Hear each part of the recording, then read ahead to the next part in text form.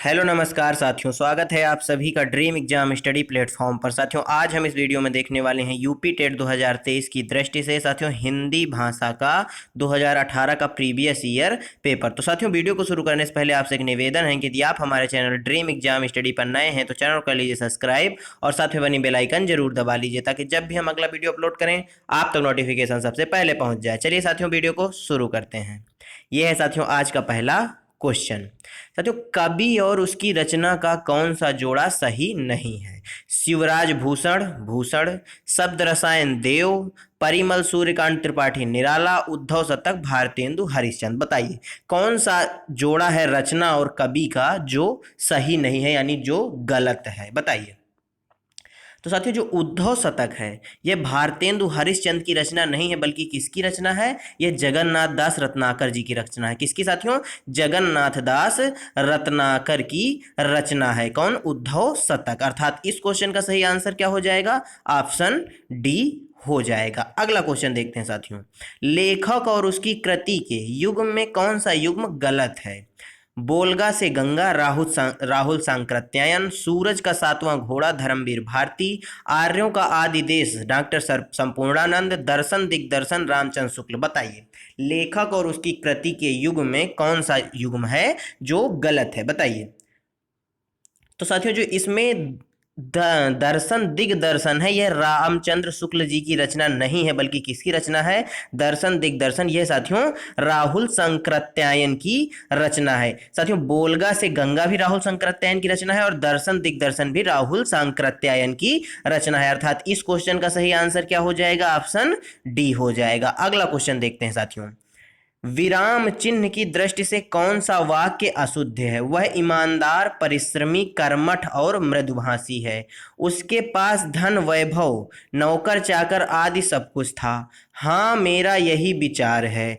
आप हमारे घर आना चाहते हैं तो आइए, ठहरना चाहते हैं तो ठहरिए। बताइए साथियों, विराम चिन्ह की दृष्टि से कौन सा वाक्य है जो अशुद्ध लिखा गया है? तो साथियों, जो ऑप्शन सी है यह अशुद्ध वाक्य लिखा गया है। इसमें साथियों हाँ के बाद क्या लगेगा? कामा। हाँ, मेरा यही विचार है। जब भी आप साथियों ये वाक्य बोलते हैं हाँ मेरा यही विचार है, तो हाँ के बाद आप हल्का रुकते हैं। आप चाहे बोलकर ट्राई कर लीजिए, हाँ मेरा यही विचार है। अर्थात इस क्वेश्चन का सही आंसर क्या हो जाएगा साथियों? ऑप्शन सी हो जाएगा। क्वेश्चन नंबर 4 देखते हैं। कौन सा शब्द भिन्न अर्थ और प्रकृति का है? चिरंतन, शाश्वत, सनातन या अधुनातन। बताइए इनमें से साथियों कौन सा एक ऐसा शब्द है जो जिसका अर्थ भिन्न है और जिसकी प्रकृति भी अलग है? बताइए साथियों। चिरंतन की बात करें तो चिरंतन का मतलब क्या होता है? बताइए।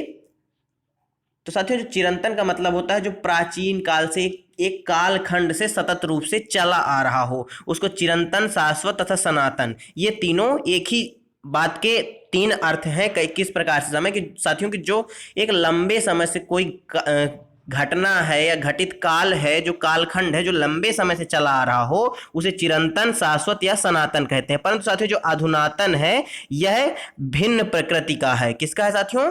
भिन्न प्रकृति है। जो अधुनातन का मतलब होता है साथियों जो आज तक का घटित काल, क्या साथियों? जो आज तक का घटित काल हो वो अधुनातन कहलाता है। यानी ऑप्शन डी क्या हो जाएगा? राइट आंसर हो जाएगा। और साथियों, चिरंतन, शाश्वत, सनातन का मतलब आप सभी समझ ही गए होंगे, जो लंबे समय से चला आ रहा हो। क्वेश्चन नंबर 5 देखते हैं। अर्वाचीन शब्द का विलोम होगा प्राचीन, अद्यतन, अधुनातन या सनातन। बताइए अर्वाचीन शब्द का विलोम शब्द कौन सा होगा? तो साथियों, जो अर्वाचीन का मतलब होता है उसका अर्थ होता है नवीन। अर्वाचीन का अर्थ क्या होता है साथियों? नवीन होता है। और नवीन का विलोम शब्द क्या हो जाएगा साथियों? प्राचीन हो जाएगा। अर्थात ऑप्शन ए इस क्वेश्चन का क्या हो जाएगा? राइट आंसर हो जाएगा। क्वेश्चन नंबर 6 साथियों, व्याकरण की दृष्टि से कौन सा शब्द अशुद्ध है?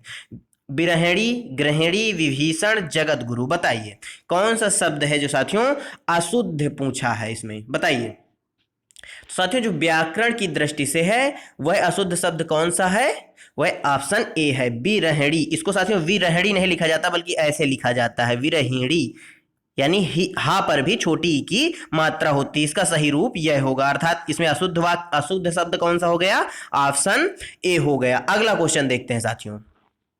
निम्न में से कौन सा युग्म गलत है? लुटिया डुबोना, सारा काम चौपट करना, सब्ज बाग दिखाना, हरा भरा करना, मुट्ठी गर्म करना, रिश्वत देना, माई का लाल साहसी व्यक्ति। साथियों यहाँ पर डैश लगा है, मिस टाइपिंग है। माई का लाल साहसी व्यक्ति, बताइए साथियों इसमें कौन सा युग्म है, मुहावरों का कौन सा युग्म है जो गलत है?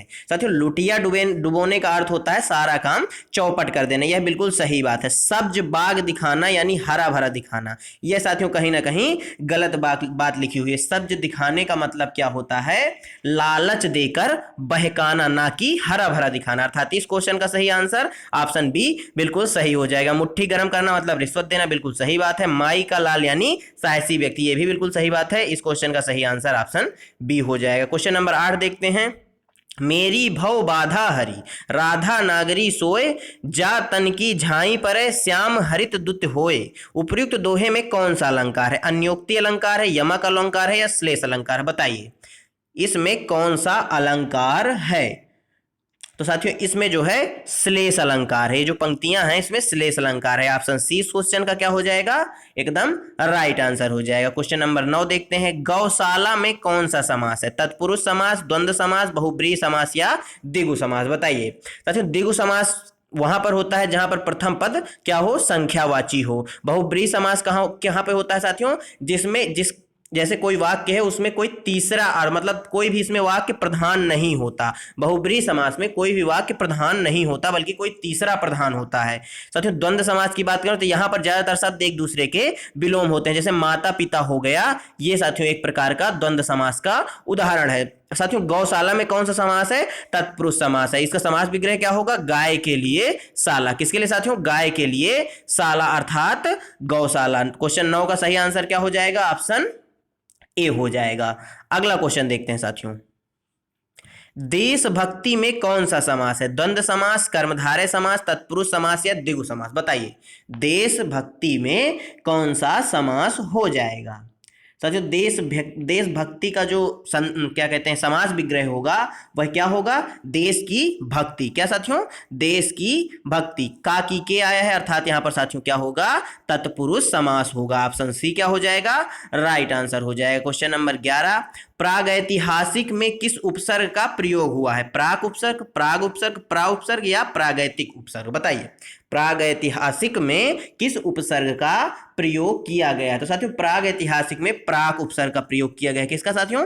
प्राक उपसर्ग, यानी ऑप्शन ए इस क्वेश्चन का क्या हो जाएगा? राइट आंसर हो जाएगा। Question number 12। तुलसीदास किसकी रचना है? मुक्तिबोध की, अज्ञेय की, हरिवंश राय बच्चन जी की या सूर्यकांत त्रिपाठी निराला जी की? बताइए जो साथियों तुलसीदास रचना है यह किसकी है?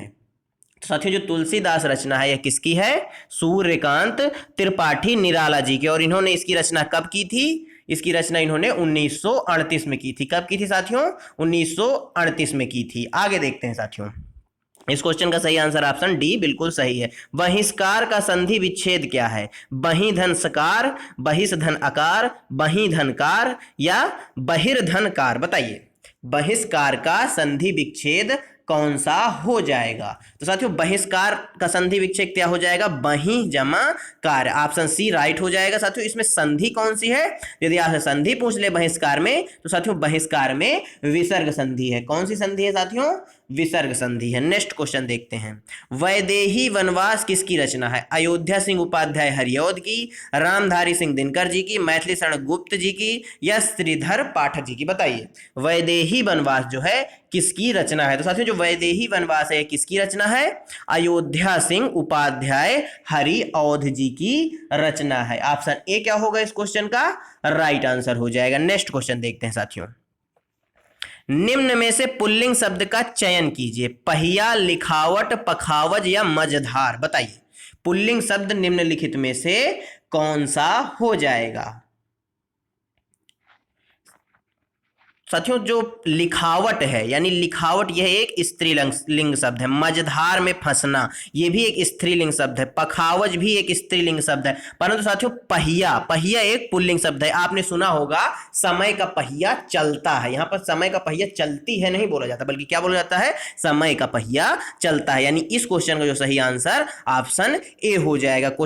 क्वेश्चन नंबर 16 17 साथियों इसके लिए हमें गद्यांश पढ़ना पड़ेगा। चलिए गद्यांश पढ़ते हैं। स्पष्टता साथियों स्पष्टता, आत्मविश्वास, विषय की अच्छी पकड़ और प्रभावशाली भाषा में अपने विचारों और भावनाओं को व्यक्त करना ही संप्रेषण कला है, जो निरंतर अभ्यास से निखारी जा सकती है। एक दिन में कोई अच्छा वक्ता नहीं बन सकता तथा भाषा पर अनायास ही किसी की पकड़ नहीं हो पाती। इसी अभ्यास से स्वामी विवेकानंद ने जिस संप्रेषण कला का विकास किया था, उसने विश्व धर्म सम्मेलन में लाखों अमेरिका निवासियों को चकित और मोहित कर दिया था। साथियों ध्यान से आप इस गद्यांश को पढ़ेंगे। अब आगे देखते हैं 16 और 17 नंबर का क्वेश्चन क्या पूछ रहा है हमसे। संप्रेषण कला साथियों क्या नहीं है? अलंकरण नहीं है, आत्मविश्वास नहीं है, प्रभावशाली भाषा नहीं है, विचारों और भावनाओं को व्यक्त करना नहीं है। बताइए साथियों, आप सभी जानते हैं संप्रेषण क्या कहलाता है? भावनाओं एवं विचारों को व्यक्त करने की प्रक्रिया संप्रेषण कहलाती है, या भावनाओं और विचारों को आदान प्रदान करने की प्रक्रिया संप्रेषण कहलाती है। अर्थात ऑप्शन डी तो सही बात लिखी हुई है। क्या संप्रेषण एक प्रभावशाली भाषा है? बताइए। बिल्कुल साथियों, संप्रेषण एक प्रभावशाली भाषा का होना चाहिए। ऑप्शन सी भी बिल्कुल सही है। आत्मविश्वास भी है, संप्रेषण कला एक आत्मविश्वास भी है। यदि साथियों आपके अंदर आत्मविश्वास नहीं होगा तो आप किसी से अपने भावों एवं विचारों को व्यक्त नहीं कर पाएंगे, यानी आत्मविश्वास का होना बहुत जरूरी है। जिसके अंदर संप्रेषण कला है उसके अंदर आत्मविश्वास का होना बहुत जरूरी है। परंतु साथियों जो संप्रेषण है यह अलंकरण नहीं है। क्या नहीं है साथियों? यह अलंकरण नहीं है। अर्थात ऑप्शन ए क्या हो जाएगा? राइट आंसर हो जाएगा। नेक्स्ट क्वेश्चन देखते हैं। संप्रेषण कला का विकास किससे होता है? अभ्यास से, भाषण से, अनायास से, या विषय की अच्छी पकड़ से? बताइए। संप्रेषण कला का विकास किससे होता है? इसको साथियों गद्यांश से देखते हैं हम। साथियों संप्रेषण कला का विकास किस प्रकार से होता है, कहां पर लिखा है? देखिए इस गद्यांश को देखिए, इसमें कहीं ना कहीं लिखा होगा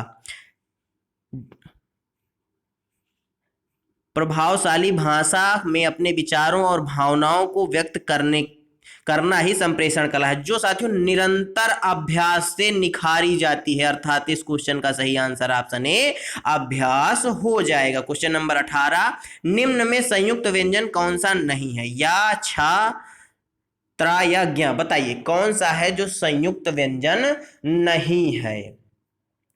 तो साथियों जो ऑप्शन ए है या है, यह संयुक्त व्यंजन नहीं है।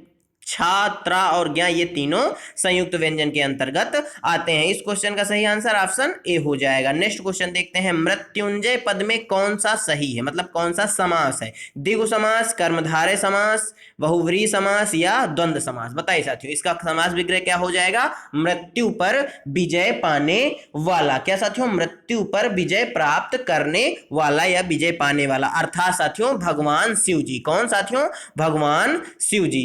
अर्थात इस क्वेश्चन का सही आंसर क्या हो जाएगा? बहुव्रीहि समास हो जाएगा, क्योंकि इसका जो समास विग्रह है वह किसी तीसरे की ओर इशारा कर रहा है। साथियों यदि आपने समास वाला वीडियो नहीं देखा तो आप हमारे चैनल पर जाकर देख सकते हैं। अगला क्वेश्चन देखते हैं साथियों। अलंकार में किस उपसर्ग का प्रयोग हुआ है? अल, अल, अलन या अलम? बताइए अलंकार में किस उपसर्ग का प्रयोग किया गया है?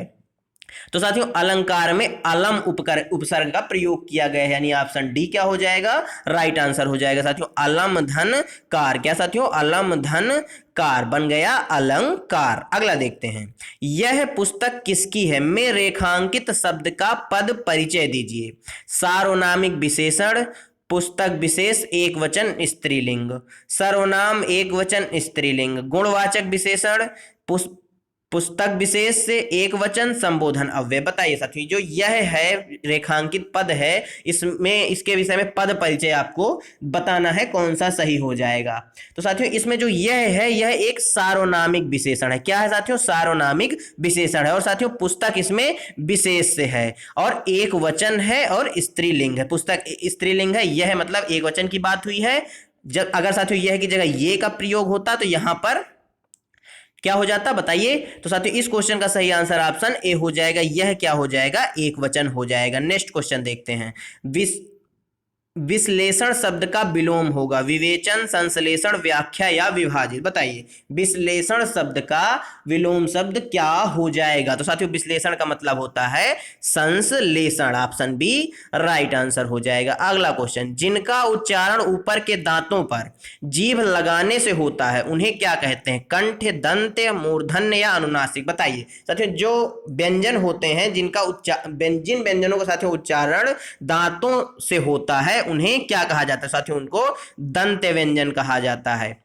क्या कहा जाता है साथियों?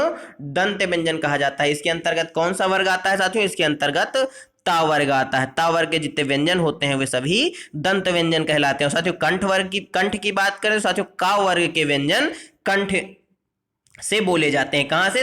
कंठ से बोले जाते हैं। और साथियों टा वर्ग जो होता है यह मूर्धन्य से बोला जाता है। इस क्वेश्चन का सही आंसर ऑप्शन बी बिल्कुल सही हो जाएगा। क्वेश्चन नंबर 24, निम्नलिखित में से ऊष्म व्यंजन कौन से हैं? सा, आ, बा, सा, चा, छा, जा, या, रा, ला? बताइए कौन से हैं जो ऊष्म व्यंजन हैं निम्नलिखित में से? तो साथियों जो सा ये तीनों जो सा होते हैं इनको ऊष्म व्यंजन के अंतर्गत रखा गया है या इनको ऊष्म व्यंजन बोला जाता है। और साथियों जो या, रा, ला होते हैं इसके साथ में वा भी होता है, इसे साथियों क्या बोला जाता है? अंतःस्थ व्यंजन बोला जाता है। क्या साथियों? अंतःस्थ व्यंजन बोला जाता है। साथियों इस क्वेश्चन का सही आंसर क्या हो गया? ऑप्शन कौन सा हो गया? ऑप्शन ए हो गया। अगला क्वेश्चन देखते हैं, क्वेश्चन नंबर 25, अत्यधिक का विलोम क्या है? अत्यल्प, अत्याधिक, अनधिगत या अनधीन? बताइए अत्यधिक का विलोम शब्द क्या हो जाएगा? तो साथियों इसका अत्यधिक का विलोम शब्द क्या हो जाएगा? अत्य अल्प। साथियों अत्यधिक मतलब बहुत सारा, अत्य अल्प मीन्स बहुत कम, अर्थात इस क्वेश्चन का सही आंसर ऑप्शन ए हो गया। क्वेश्चन नंबर 26, रित का विलोम क्या है? अनरित, चक्र, विकीर्ण या अनैक्य? बताइए रित का विलोम क्या हो जाएगा? तो साथियों जो रित है इसका विलोम हो जाएगा अनृत, यानी ऑप्शन ए राइट आंसर हो जाएगा। नेक्स्ट क्वेश्चन साथियों, संकल्प शब्द में उपसर्ग बताइए। सम उपसर्ग, सक उपसर्ग, सन उपसर्ग या सनक उपसर्ग? बताइए संकल्प शब्द में कौन सा उपसर्ग होगा? तो साथियों जो संकल्प है इस शब्द में सम उपसर्ग होगा। कौन सा उपसर्ग साथियों? सम उपसर्ग, धन कल्प, अर्थात संकल्प। ऑप्शन ए राइट आंसर हो जाएगा। नेक्स्ट क्वेश्चन साथियों, मुझसे खड़ा भी हुआ नहीं जाता, इस वाक्य में कौन सा वाच्य है? भाववाच्य, कर्मवाच्य, कर्तरीवाच्य या अन्य? बताइए मुझसे खड़ा भी हुआ नहीं जाता, यहां पर कोई व्यक्ति अपने भाव बता रहा है और जहां साथियों भाव बताए जाए वहां पर भाववाच्य होता है। ऑप्शन ए क्या हो जाएगा? राइट आंसर हो जाएगा। क्वेश्चन नंबर 29, तद्भव और इसके तत्सम का कौन सा मेल गलत है? लौंग का लवंग, आंत का अंत्र, लुनाई का लवणता, आयुष का आदेश? बताइए तद्भव और तत्सम का कौन सा युग्म है, कौन सा जोड़ा है जो गलत है? तो साथियों जो आंत का अंतर है यह नहीं होता, यानी ऑप्शन बी इस क्वेश्चन का क्या होगा? एकदम करेक्ट आंसर हो जाएगा। अगला देखते हैं साथियों, लेखक और उसकी रचना का कौन सा जोड़ा गलत है? संस्कृति के 4 अध्याय रामधारी सिंह दिनकर जी की, रसज्ञ रंजन आचार्य महावीर प्रसाद द्विवेदी जी का, स्कंदगुप्त लक्ष्मी नारायण मिश्र, अशोक के फूल आचार्य हजारी प्रसाद द्विवेदी? बताइए साथियों यह किसकी रचना है?